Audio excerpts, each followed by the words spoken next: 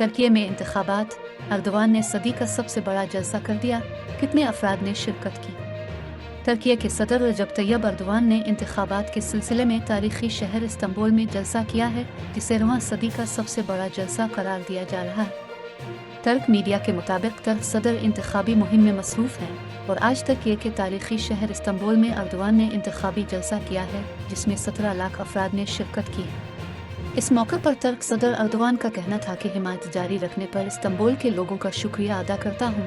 Istanbul के साथ मिलकर तुर्की की तारीख बनाएंगे, अपोजिशन इत्तेहाद को मुल्क को तकसीम करने का मौका न दे। तुर्की में सदारती और पार्लिमानी इंतखाबात 14 मई को होंगे, जिनमें तुर्क सदर अर्दवान के मुकाबले में 3 उम्मीदवार मैदान में हैं।